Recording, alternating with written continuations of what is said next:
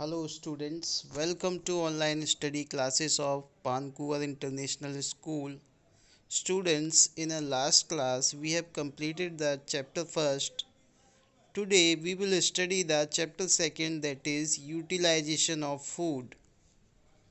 Students, chapter first ख़त्म होने के बाद आज हम चैप्टर सेकंड जिसका नाम है utilisation of food in plants and animals, उस चैप्टर को आज स्टडी करेंगे। Before that first of all अभी हम इस वीडियो के माध्यम से इसके कुछ इम्पोर्टेंट टॉपिक्स यहाँ पर डिस्कस करेंगे। Students, today we will discuss some important topics of this chapter through this video. So students, let's have a look on this video. First of all, we would discuss about the modes of feeding. Students, modes of feeding का मतलब यहाँ पर है भोजन को ग्रहण करने के तरीके। Animals have different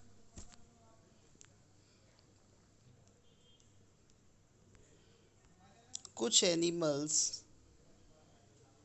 अलग अलग प्रकार से भोजन ग्रहण करते हैं, जैसे आप यहाँ पर बियर, लॉयन, ये एनिमल्स ये बिल्कुल हमारी तरह ही भोजन ग्रहण करते हैं। So these are called holozoic. ठीक है। इसके अलावा इंसेक्ट का भोजन ग्रहण करने का तरीका अलग है, बर्ड्स का अलग है।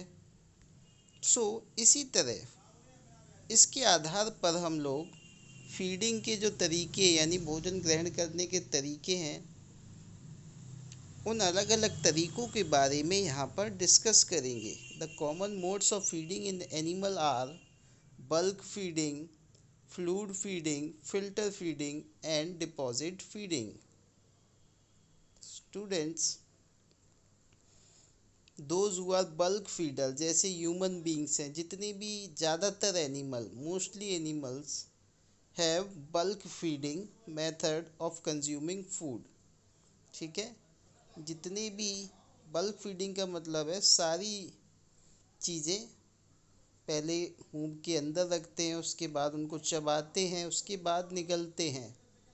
ये सारी चीज़ें जो हैं बल्क फीडिंग कैटेगरी में आती हैं। बल्क फीडिंग जितने भी हमारे एनिमल्स हैं, फिशेस हैं, ये सारे और ह्यूमन बींग्स अब भोजन को अपनी बॉडी में ले जाने के कई सारे तरीके हैं, जिसमें लिकिंग है। आप देख सकते हैं कैट किस तरह से जो है भोजन को लिक करती है। लिक करना यानी कि जैसे कि डॉग्स और कैट्स वगैरह भोजन को ग्रहण करती हैं। इसके अलावा स्वेलोइंग, कुछ ऐसे जानवर होते हैं जो भोजन को सीधा क्या करते हैं, निगल लेते हैं, मोस्टली स्नेक्स, रेप्टाइल्स वगैरह। एंड ह्यूमन बींग्स आप जानते हैं कि खाने को चबा कर फिर उसको निगलते हैं। इसके अलावा some animals feed only on fluid food. कुछ एनिमल्स ऐसे होते हैं जो केवल लिक्विड फूड पर डिपेंड करते हैं, यानी कि वो सॉलिड ठोस पदार्थ नहीं खाते हैं, वो तरल पदार्थों का सेवन करते हैं। लाइक मॉस्कीटो, जैसे कि मॉस्कीटो होते हैं, बटरफ्लाई, लीच, ये सारे जितने भी एनिमल्स हैं, हमिंग बर्ड्स हैं, फ्लूइड स्पाइडर हैं, तो ये सारे क्या कहलाएंगे, फ्लूइड फीडर्स, यानी कि वो एनिमल्स जो केवल लिक्विड चीज़ों का सेवन करते हैं। ओके। स्टूडेंट्स, सबसे पहले हम मॉस्कीटो का ही अगर एग्जांपल लें, मॉस्कीटो क्या करता है, भोजन को शक करता है। इसके बाद हनी बी यानी जो मधुमक्खी हैं, वो भोजन में छेद करती हैं, यानी पेनिट्रेशन करती हैं, और उसके बाद सकिंग करती हैं। Now we will discuss about other modes of feeding. Other modes of feeding are given here, students. I hope you are understanding the concept nicely. Students, now We will also learn how do the seeds are separated from the juice. Juice में जो बीज वगैरह आते हैं उनको कैसे हम लोग अलग करते हैं, तो उसके लिए स्ट्रेनर्स का यूज़ करते हैं हम लोग, छलनी का यूज़ करते हैं जूस पीने से पहले, so that the seeds can be remove from the juice. Juice से बीजों को अलग करने के लिए स्ट्रेनर्स का हम लोग यूज़ करते हैं। But some animals which have natural filter to separate the seeds from the liquid food. कुछ ऐसे एनिमल्स हैं, कुछ ऐसे जीव हैं जिनके अंदर इस तरह के फ़िल्टर नेचुरली पाए जाते हैं। These figures are given here. उनके फिगर आप यहाँ पर देख सकते हैं। फ्लेमिंगोज होते हैं, स्पॉन्जेस होते हैं, शार्क होते हैं। तो ये क्या करते हैं, पूरा फूड एक बार ले लेते हैं, वाटर में से ये फूड अपना पूरा ले लेते हैं। उसके बाद जो इनके काम का नहीं होता है उसको फिल्टर करके ये बाहर रिलीज कर देते हैं। नाउ एक और टाइप की यानी भोजन ग्रहण करने का तरीका है, that is deposit feeding. Deposit feedings actually deposit feeder obtain their nutrition from dead and decaying materials. आपने पिछले चैप्टर में भी पढ़ा होगा, जो हमारे सेप्रोट्रॉप्स होते थे, जो मरे हुए डेड एंड डिकेइंग मटेरियल, मरे हुए पेड़ पौधे और जानवरों का भोजन करते थे, these are called deposit feeder. उसमें आपके आते हैं अर्थवॉर्म यानी केचुए, क्रैब्स एंड सी कुकुम्बर। ये सारे जितने भी जीव हैं ये मरे हुए जीव जंतु और पेड़ पौधों पर निर्भर रह के अपना भोजन ग्रहण करते हैं। So these are called as deposit feeder. हमने पिछले चैप्टर में इनको सेप्रोट्रॉप्स भी कहा है। ओके, सो एज ये हमने पहले भी पढ़ा है, जितने भी अर्थवॉर्म्स होते हैं ये हमारी मिट्टी को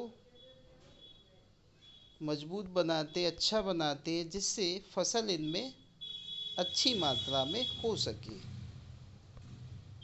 स्टूडेंट्स,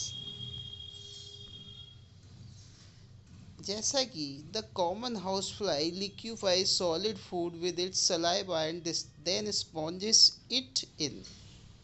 जैसे कि जो हमारे घर में मक्खियाँ रहती हैं, दे लिक्यूफाइज सॉलिड फूड। ये जो सॉलिड फूड है इसको लिक्विड में कन्वर्ट करते हैं अपनी लार का इस्तेमाल करके, और उसके बाद इस फूड को अपनी बॉडी के अंदर यूटिलाइज करते हैं। Students, I hope you are understanding the concepts.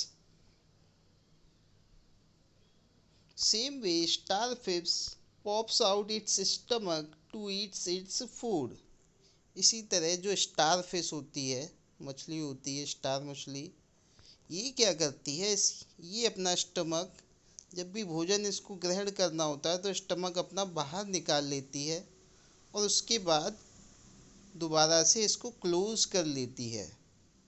This way, it utilizes the food in its body. Students, now we would discuss what we have studied today. आज हम वो डिस्कस करेंगे जो आज हमने पढ़ा इस लेक्चर में। स्टूडेंट्स, फर्स्ट ऑफ ऑल हमने पढ़ा बल्क फीडिंग। बल्क फीडिंग में हम लोग क्या करते हैं, च्यू यानी चबाते हैं, काटते हैं, फाड़ते हैं, स्वेलो या फिर उसके बाद निगलते हैं, और लिकिंग, ये सारी जितने भी मोड्स ऑफ न्यूट्रिशन हैं ये आते हैं आपके बल्क फीडिंग में। इसके बाद आता है फ्लूइड फीडिंग। फ्लूइड यानी कि दोज एनिमल्स जो केवल लिक्विड चीज़ों का सेवन करते हैं, जैसे हमारे इंसेक्ट हैं, मॉस्किटोज़ वगैरह। ठीक है, तो ये क्या करते हैं, सक करते हैं, चूसते हैं, सिफोन स्पॉन्ज करते हैं। इस तरह की टेक्निक्स का ये इस्तेमाल करते हैं भोजन को ग्रहण करने के लिए। Now some other animals like shark, ये क्या करते हैं, इनके पास फिल्टर फीडिंग टेक्निक्स है फिल्टर फीडिंग में ये क्या करते हैं, वाटर्स से अपना फूड ले लेते हैं और उसके बाद जो इनके काम का नहीं होता है उसको बाहर निकाल देते हैं. So these are called filter feeder. Okay. Now the last one is deposit feeding. Deposit feeding हमने पढ़ा, सेप्रोट्रॉप्स जो हमने पिछले चैप्टर में भी पढ़ा, जो बेकार की डेड और डिकेइंग चीज़ों से, सड़ी गली और मरे हुए जीव जंतुओं से जो अपना भोजन प्राप्त करते हैं, these are called as deposit feeder. So students, these were the important topics of this chapter. I hope you have understood these topics nicely. So students, I hope you are studying well and you will do well in your coming exams. Till then, thank you and have a nice day.